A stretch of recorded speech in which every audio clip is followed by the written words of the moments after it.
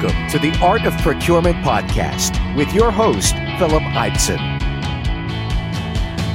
Here, thought leaders share the trends, strategies, and tactics that you can use to elevate the role of procurement and your career. The British people have voted to leave the European Union, and their will must be respected. I will do everything I can as Prime Minister to steady the ship over the coming weeks and months. But I do not think it would be right for me to try to be the captain that steers our country to its next destination. Hi there, and welcome to another Art of Procurement Friday show. And as you already know by now, the UK electorate opted in a referendum last Thursday to leave the European Union. And I wanted to wait a week before covering the subject on the Art of Procurement for a couple of reasons. One, I definitely wanted my head to rule my heart in my coverage. Secondly, I thought I would wait until the dust settles somewhat, and then some of the initial knee-jerk reactions can be out of the way before I really commented. I'm also really keenly aware that there's been a ton of comment about what Brexit means for this, for that, pretty much for everything, and that's no different in the procurement space as anywhere else. So I wanted to really take a view to see if I had anything that I could add to the conversation. And today's show is a little bit of a hybrid of a Tuesday interview show and a Friday show. I'll be sharing some of my thoughts, but I also invited a special guest onto the show to talk about a topic that I think will be really relevant in the aftermath of Brexit. And I don't want the show to be political, but I know that I have listeners from around the world who have really been asking me for my perspective as a Brit, and I'm going to share that as well, and then move on to maybe some crystal ball gazing. And it's been almost 11 years now since I moved to the US. Things have changed a lot since I left, as they do in all walks of life. I probably visit 2 or 3 times a year, and I think that I've become more fiercely patriotic now than I ever was really when I was in the UK. And it's funny how that happens, I think, when you leave home. At least for me, I felt more attached once I'd left, and it's my job amongst my friends, family, strangers here in the US, I think, to share the virtues of the UK. And perhaps you also do fondly remember the good, you conveniently forget the bad once you do leave. And I wrote to my family and friends last Friday morning saying that I was confused at the results, and maybe it was a bit of a heat of the moment, but I was really heartbroken. I couldn't understand why the UK had voted like this. But like many others, I think that I never really ever thought it would be possible for a leave vote.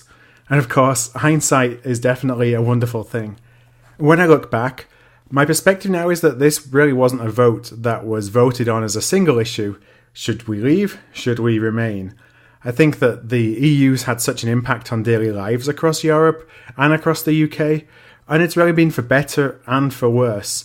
For Remain voters, it probably was a single issue, but for Leave voters, I think there's a long list of single individual issues that in isolation would cause a voter not to be happy with the status quo to vote to leave, but for some others, the cumulative impact of a lot of smaller issues more than likely drove their decision.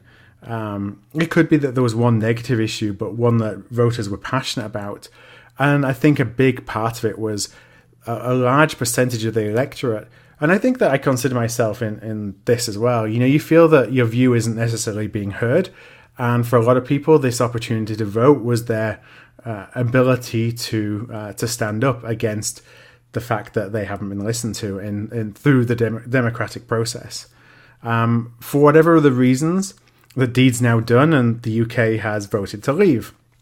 And so for listeners outside of the UK, I first wanted to share a little bit just about the mechanics of what happens next.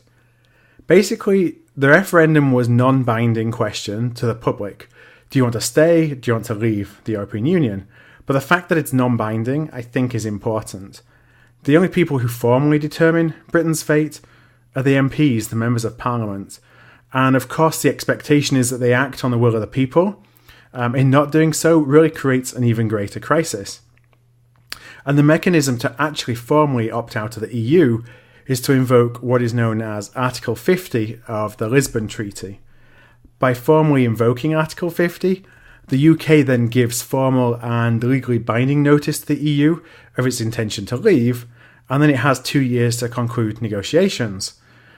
That could change, of course, if the EU collectively agree to grant an extension of time, or maybe even change the rules as the 2 years play out, which I think is eminently plausible once a series of maybe intended but also unintended consequences of the decision and of the process play out. To me, there's three things that are clear right now. One is that the end game is wildly uncertain. Another is that there's going to be a lot of politicking to happen between now and whatever the moments of clarity is at the end of this process. And the third is, of course, that business and markets hate uncertainty. And as I record this on Wednesday when I talk of uncertainty, this is where things kind of stand. So in the UK, we have a divided but a passionate electorate. Prime Minister David Cameron has resigned, and so there's a leadership battle breaking out between really pro-Leave and pro-Remain factions in the leading Conservative Party. It's possible that we're going to have a general election, and the main opposition party, they've decided that this is the Labour Party, they've decided from within that their leader wouldn't provide them the best opportunity to win an election, and also a feeling that he didn't necessarily put his heart and soul behind the Remain campaign. So there's a coup that's been triggered within the opposition party, although as of today, Wednesday, he's refusing to resign. This basically means that both parties are leaderless in what's probably the most important time politically, certainly as long as I can remember for the UK. The third party, well, they've already stated, and this is the Liberal Democrats, that they'll run on a single issue of having a revote in any upcoming election. And I was actually just reading before I jumped into the recording the show that somebody's talking about pulling together a fourth party of people from the Conservatives, from Labour, who supported the Leave campaign. In the meantime, one of the leaders of the Vote Leave campaign have written that they basically expect to keep all the benefits of EU membership with none of the downsides, and that being the outcome of negotiations. And of course, then yesterday, the leaders of the EU nations basically came out and said, don't even think about it. And in the meantime of all this going on, the leaders of Scotland, Wales and Northern Ireland are now all talking about having their own referendums to leave the UK. So I think, to sum it up, it's a mess. And with all this turmoil, global markets are reacting accordingly, which is to say that they haven't got a clue how to price the new normal. So what does this mean for procurement professionals? Obviously, in the short term, I think it means very different things depending on where you are in the world and what your exposure is to the knock-on effects of the events that are happening really in the UK specifically and then in Europe. But I believe that when I put my procurement hat on and kind of forget all the political and the personal feelings, this actually presents a really big opportunity for our profession in terms of risk management. And so it was with that in mind that I invited Susan Grelling onto the show to share what Brexit likely means in terms of risk management. And I met Susan at a recent conference, and in my mind there's very few people in our profession, if any, that have the procurement and risk background that Susan has.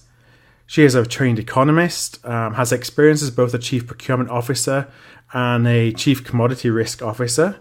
Susan was also a Peace Corps volunteer in Latvia at the time of the Soviet Union breakup and a director of Mercy Corps in Mongolia, working closely with the Central Bank of Mongolia at the time of the Asian banking crisis. So quite some background, and I think that Susan's really well positioned to offer some guidance in this time of volatility. So I started by asking Susan what she believes is in store based on her first-hand experience in Latvia in the wake of the Soviet Union breakup. What I learned from Latvia, so Latvia, as you know very well, was hyperinflation, three currencies, going from communism to a form of capitalism, huge disarray within the economy. The very generation that as kids saw their parents lose farms to the communist co-host system were then the ones with the pensions that devalued overnight when the ruble lost value.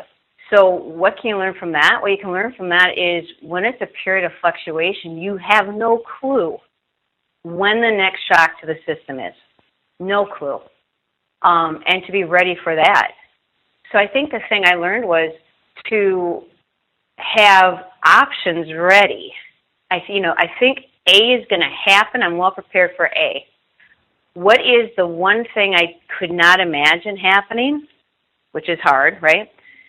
Or let's say simply the antithesis of what I think is going to happen happens. what happens to my positioning and portfolio? So then I asked, how do you prepare for some of the unknown unknowns that we're likely facing? I mean, unknown unknowns are those that will create winners and losers. And the only thing I know is you go, look, I don't know what's going to happen, but let's say this decision that I just made is the worst decision in the next environment. So everything I spent, everything I did is totally mispositioned. Okay? How do I reverse it? Am I in long-term contracts I can't reverse? Am I taking possession of inventory I can't return? Because these things will lower your costs, right? But maybe by being at the high cost end in turmoil, I can return it. I don't have to speak for it. I can double my order with 30 days notice, but I can't half my order. So the only thing I test for is if whatever I just put in paper is the worst decision that could have been made. And you don't really have to know why. You just say, let's say it's the worst thing. What optionality can I build into my decision to mitigate that impact? And so I suggested that paying a premium for optionality, while it might be the best business decision, it isn't necessarily one that always aligns with the procurement way of thinking or procurement objectives. Right. Well, because a lot of times our bonuses, however you want to say that, our bonuses are on how much did you save, not on if the decision requires fluidity. How much could you move quickly? Because people go, well, I'm going to have to increase my cost to have this optionality. Another way to say it is whoever bears the risk will get a premium, okay? Will also bear the cost if it's wrong. So if instead of saying if instead we said, look, we are choosing to transfer risk of ownership, and that changes the price, I think senior leadership understands that better.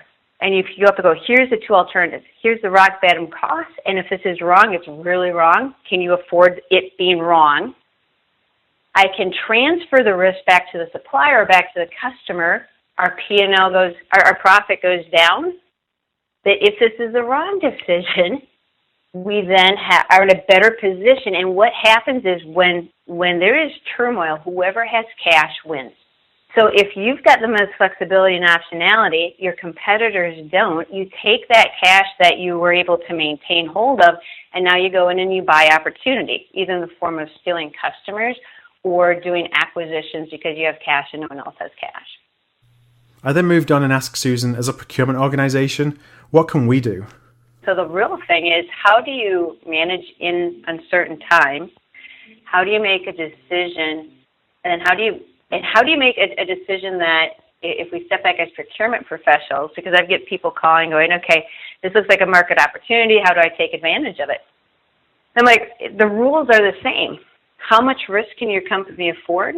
And if this decision is wrong, how much can you financially afford to lose? So it's called your risk profile, your risk appetite. If you don't know that, you don't know whether or not to go long, go short. It's the same thing, which is your company can only afford so much volatility in its P&L and only so much downside cash risk. The role of procurement is a business partner. So you go, what is it we're trying to achieve at the CEO level? How are we going to achieve it? And then what's my role in achieving that? I've always thought, when people go, well, you manage currency, you manage, the raw material costs. I can do those two things extremely well and absolutely devastate the company I'm working for because I don't take into consideration the ongoing impact I have. So, hey, something got really cheap. I went extra long, not knowing we're going to lose a major customer and our demand tanked, or not knowing that I signed up to pay for it in cash right when we become cash strapped due to outgoing contractual obligations on the sales side.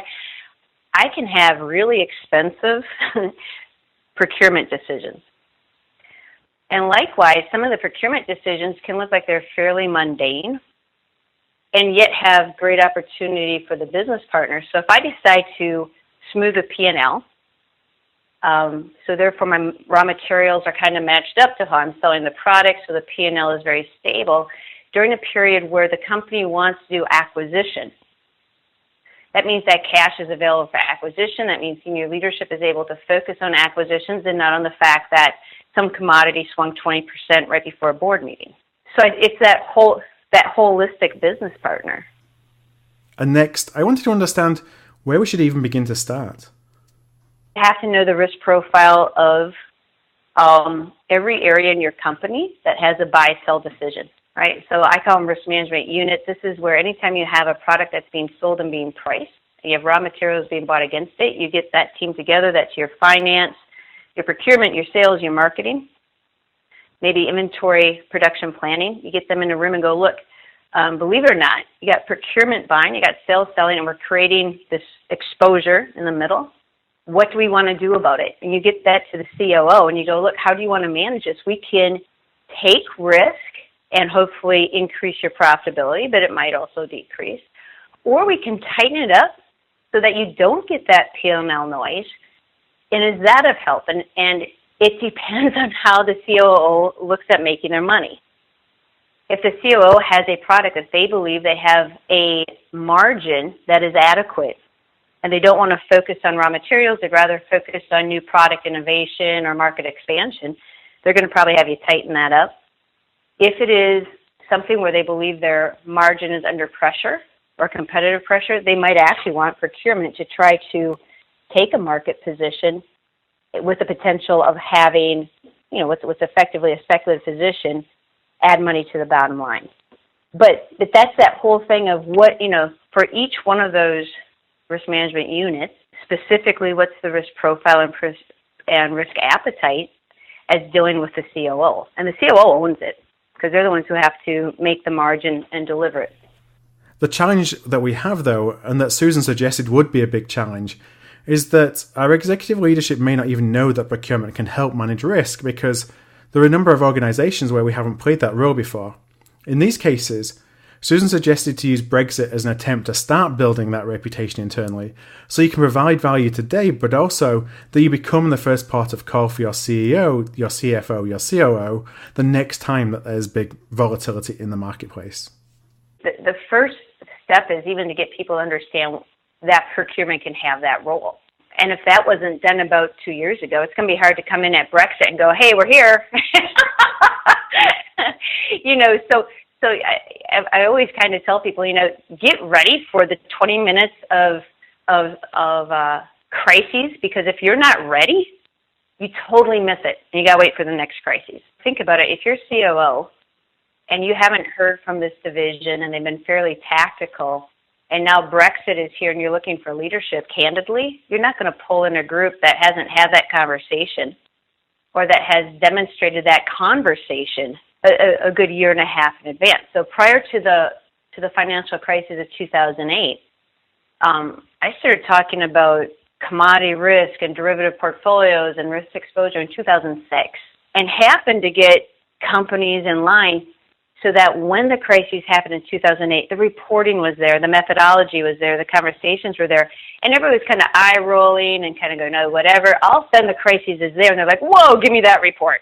And you've got to be ready for the crises in advance of the crises. And finally, I asked Susan for any closing words of wisdom. I think the one thing I would stress is, if a procurement group is saying, quick, we have to know how to be opportunistic. I'd say be careful you're not doing procurement in isolation. If you're part of a business team and procurement can play a role in that, I'm pretty confident. But if procurement's going to outwit the market by having a market opinion and executing it, that is an isolated decision that if it goes right, hey, you're doing your job. If it goes wrong, what the heck were you thinking? So I'm like, this is not the time to be a hero. This is the time to be a really, really good and aggressive team player. I'm very thankful for Susan sharing her insights with me at such short notice. And one of the things that I hadn't really considered when it comes to managing in volatile times, certainly from a risk perspective, is that it also presents significant upside opportunities for companies that do the best job of preserving cash. And I think that if we take this approach to a C-suite to present ways in which we can help our CEO, our CFO, or our COO minimize the cash impact of this volatility, then it's going to be really well received. Another interesting point among many that Susan made was the value of optionality. That we need to consider how we can build optionality into our supplier contracts that provide flexibility in times of change, but also to share with our leadership the value that optionality has. And, whether it's something that an organization sees as a good investment in terms of essentially, do we as a company bear the financial risk of future unknown unknowns, or are we comfortable paying our counterparty, so our supplier, a premium because they basically bear the financial risk of an unknown unknown? And I think the answer to that is very different from company to company. All right, so what to the future? And there's been many proclamations, I think, over the past week on what the future will look like post-Brexit. Most of them have been pretty bleak.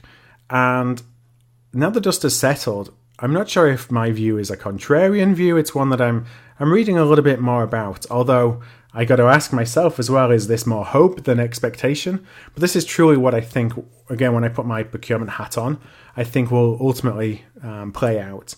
And as procurement professionals, I think that we're trained in taking an educated view of the future, building strategies to enable our organization to take advantage of the situations in front of us. And we definitely talked about the first step being a focus on managing volatility in a way that's in line with organizational risk appetite. But I'd probably want to sit on my hands before making any big moves when I look out to the future. In procurement speak, there's a couple of different ways that I look at it. So either negotiations are going to be based on power dynamics, there'll be a clear winner, a clear loser, or we'll end up being collaborative. We'll get to a point where there's pain to go around, but everybody finds an alternative which provides enough of what they want given the alternatives. And it appears to me that the knee-jerk path is one that has the highest probability where everybody ultimately loses, even if they may think that they win up front. I don't think anybody wins over the long terms, and that's when negotiations are going to be based on those power dynamics. I think, though, this is where we start, and that's what's causing most uncertainty in the market. There's going to be a lot of posturing. I think it's important for the EU to maintain this position for as long as possible, to provide as much pain as possible to the UK for their decision, in an attempt to stave off similar referendum in other countries where support for the EU is probably marginal at best. But I don't really anticipate any real desire for the EU, or the UK really, for that matter, to cut their nose off to spite their face. So eventually I think we will get to a point that is as close to status quo as is possible, that's acceptable to the British public and acceptable to the EU leadership. And I wouldn't be surprised to see some kind of Brexit light agreement, for the want of a better word, then put to the UK voters in a second referendum. And what that looks like? Probably not too dissimilar to where we are today. I think any concessions that are made by the EU in terms of perhaps movement of trade or more likely movement of people and immigration are going to come at a higher price to the UK rather than reducing the investment that the UK makes in the EU, which was one of the campaign promises, if you will, of the Leave campaign. Perhaps there's going to be further rebates back to the UK, but I would be surprised. I wouldn't be surprised to see the relaxing of a lot of red tape that exists by being a member of the EU. And I think from what I've heard, leadership of the EU has already said this week that they've probably gone too far with a lot of red tape. This way, the leaders of the UK Leave campaign can demonstrate that the whole process was worth it for some concessions that were won, while the EU isn't giving up so much that it triggers the breakdown of the Union. But those concessions would still have to be voted on and passed by a majority of British voters. And I imagine this would still leave a number of voters that voted to leave and expected a full withdrawal, disenfranchised at best. But the alternative, a full exit, I think that likely leads to much greater ramifications, including the breakdown of the EU. And I'd speculate that ultimately that's not in the interests of the EU members. So is this the reality or not? Time's going to tell. Like I said before, maybe I'm just clinging to a notion that all participants will ultimately find a way to essentially not shoot themselves in the foot and come up with a solution that kind of works for all parties, but that might not be everybody's best and preferred option.